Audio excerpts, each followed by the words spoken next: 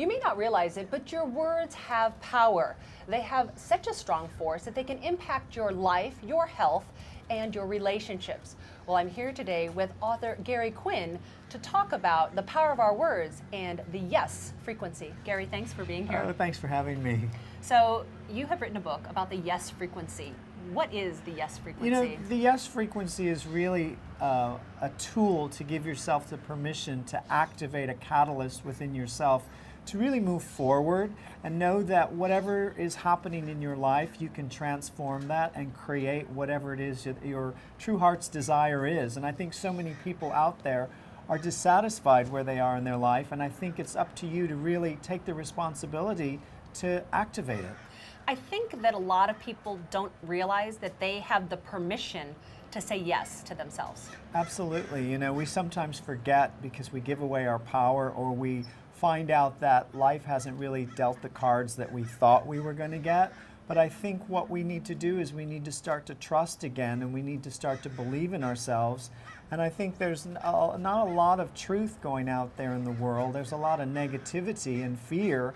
And I think there's only two choices. It's really activate that love and that self-confidence inside. And the yes frequency just helps you to align to that. What about frequency itself? The word frequency, what does that mean in this context? Frequency is frequency is like an energy. So Right. we all are an energy, but how do we define the excellent frequency as opposed to the negative frequency?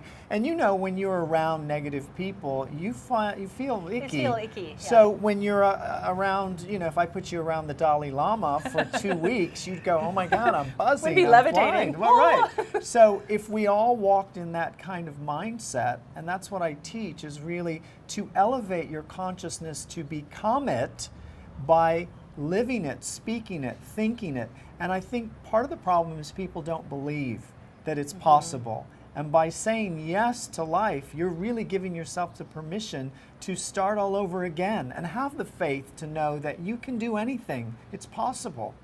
Gary, what if people feel like life just says no to them? I mean, there are people out there that are like, life has said no to me. I can't get what I want. It's never going to work out. Everything feels like a roadblock or a no. At that point, step one is to say, I believe that I can transform my life. See, because the magic words are I believe, and anything in life is I can, I will, and I have the possibility to transform. So I think once you start to say yes, and it's changing and breaking the old habit of 25 years of negativity, that's a hard one to break. So it takes 30 days. And I've had clients who have started to say yes 1,000 times a day in a 7-day period. Transformation happened because they opened up their heart as opposed to thinking in their mind, because the mind is limited thinking. The heart energy is an opening of bringing in a new beginning. And in every moment, there's a new beginning if you look at it that way. So when we say this yes, do we say yes to something specific? Do we say yes in general? I think if a person is negative, they should just start saying yes, yes, yes, yes, yes, because what it does is it brainwashes the no's Right. that have stopped them to even think it's possible that they can change their mind. So my prescription for people would be 1,000 yeses for 21 days. Now, that's going to be a hard thing for people to do. They're going to go, I don't have time to do 1,000. If you want to be the best piano player, you Right. have to practice. You know, when I was a kid, I used to take guitar lessons, and my mom gave me guitar lessons. I practiced the night before I went to my lesson. So obviously, I wasn't any good. Last minute Lucy. Right. So, you know, people say, I go to a seminar, or I read a book. I'm spiritual. No, spiritual is clear thinking. Clear thinking means that you're coming to the table with an open heart, with no judgment, no, let's say, expectation and no fear. And so when you come and stand in that energy, it's scary for some people to do that. And it's also puts people off. They're going, oh my God, you're too open. You're too conscious. So you can change the frequency, and the frequency is just your energy. You know, when we leave this body, it's an energy. The spirit never dies. The body's just a rental. So you've got to say, how can I work on my frequency of saying yes, but also thinking right? Also saying affirmations. Affirmations are the key to open the soul. And that means you might have a negative affirmation that your parents might have passed down that said, you're never going to make it, or life is hard, or you have to struggle, or you're too old. That's a good one. And so basically you have to break that fear and start to say, yes, it's possible that I am strong, and I am confident, and I am lucky, and I am healthy, and I am open to great opportunity, because every day is a great miracle. Every day I have a miracle happen. You know, sometimes I've looked in the sky and I see seagulls making a V, and I go, wow, that's a miracle. It's amazing. You know, and I've seen, so many things, and I think it's, we're here for such a short time that we can't take this life for granted, and that no matter what you're thinking out there in your life, you can transform your life no matter where you are. Life is what you make it, what you think, what you say, and people who are miserable, then you need to get off that soapbox and start to do something, take action. I think what's really important too is that these frequencies are magnetic. So whatever we put out there, we do bring that back. And so if we believe that it can't happen, or we have obstacles, we just get more obstacles. If we believe that things are possible, even though it takes a while, and that's something I wanted to talk to you about is, we were talking about this before we got started, that even though you say yes, yes doesn't necessarily mean now. Right. And if you say yes, let's say, for example, someone says, we want to take a trip around the world. Right. And you say yes. Let's go tomorrow. but the opportunity is your schedule is full. Right. Instead of saying no, you say, at this point, I choose not to travel right now, but I would love to take that trip around the world with you. Keep me on your mailing list, or check back with me in a couple months. Right. You're not saying no, but it's about the correct language, and I call it the language of miracles, that you're learning how to speak in the now, and not speaking in the past or speaking in the present, in the future. You're speaking 100% in the now, which transforms your immediate life. So if nothing is happening for you out there in life, then that means you have to be 100% in the now, saying yes, giving yourself that permission, and you might need to forgive. Right. Because forgiveness is, in any spiritual teaching, is the catalyst to open the portal. Because you might be angry with your family member, your ex-boss, your ex-spouse, your ex-partner, whoever. Get rid of the anger of the let's say, stress that you've put on your body, and say, I forgive myself. I forgive whatever happened. And that's a hard one for people, because they are not so necessarily open to forgive. I read something interesting about forgiveness, and it went something like this, is that if it's difficult to forgive, find the small space within yourself that's willing to consider forgiving, and give that piece of you some power, because eventually that will grow, and then the rest will just fall away. Absolutely, because it's just opening up that little portal, Right. that little nugget of wisdom or healing, and then you step into your power. And once you step into your power, everything is possible. It is amazing. I look back sometimes and think, wow, that was a situation that I could have held a grudge or been angry or resentful, and now years later I can barely remember their name or the circumstance. Like, what was that? So, I think as we allow ourselves to move and be filled with positive energy, that things that are really under our skin today, they'll just fade into the horizon. But I think, people are so dissatisfied where they are in their lives, and I Right. think if you look at yourself right now and say, I'm really excited where I am right now, I'm at the right place, Right. at the right time, instead of saying, well, when I have that new job, I'll feel better. Right. When I have that New York Times bestseller, I'll feel better. If I have that new mate, I'll feel better. If I have that new home, I'll feel better. That is not going to make you feel better. It's a drug.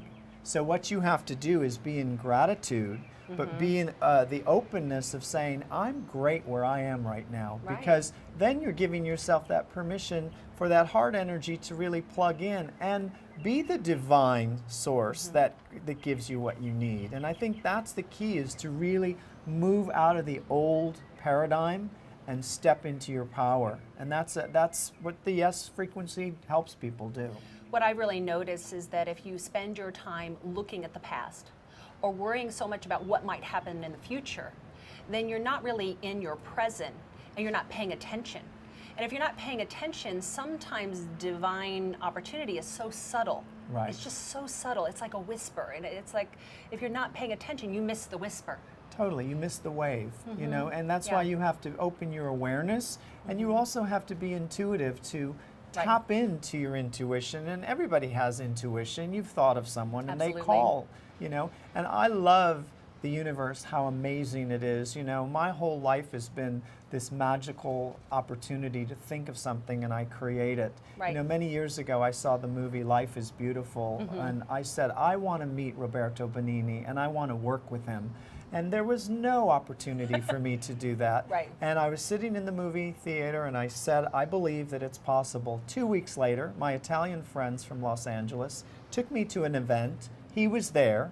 He came to me I like love it. he came to me like a magnet, and I said, "Ciao, Roberto, come sta?" And he said, "Oh, Gatti." And we had this amazing connection, and I ended up giving him a private session later on, but it was magical, you know. And I think everybody needs to know that they have that power to create, no matter what it is, however small it is. It could just be, I want to open up to more love. I want to have more Right. friends. I want to heal my body. I want to create my perfect opportunity. And I think that's the key, is that you have to believe it now. It's your time. Everyone out there, it's your time. And you've got to do it and move it and not wait any longer. And I think it's important to realize that you wouldn't have a desire, it wouldn't come to you if it wasn't available to you. Absolutely. Like you wouldn't want something that you couldn't have. Absolutely. So what occurs to you is, oh, I would love that to happen. That's already happening. If you admire something in another person, you already have those qualities yourself. Absolutely. And that's why So- everybody must support everybody and say, I'm so happy that you were living your dream. I'm so happy. How can I assist you? You know, if you make someone else's dream happen, then you are able to make your dream happen. So you talk about the intuition frequency, and that's something that really excites people and frightens them and all of the above, but we all have it, right? Right. I think everybody has intuition, and I think if you really believe that you can tap into it, you're open to it, and everybody's had something intuitive happen. And I think it's stillness and really holding yourself quiet and opening your awareness and listening and paying attention. I think that's the key to stillness, and meditation helps a person do that. So if we want to access this intuition that we all have, what are the gateways into that listening? Well, first of all, I think just giving yourself the permission to say, I am intuitive and I'm open to receive messages, quieting the mind, just sitting back and just, you can close your eyes, maybe put music on or be on a beach and just see what comes through. And sometimes you can let creativity sort of, music helps to open that energy up, because you're open to receive some new information that you might not know where it comes from, and that's okay, not to be scared. It's just really staying open. I think that's part of opening an energy. And you know, lots of things help. Yoga, what you eat helps to calm you. You know, what you're putting into your body also gives you permission to be more intuitive.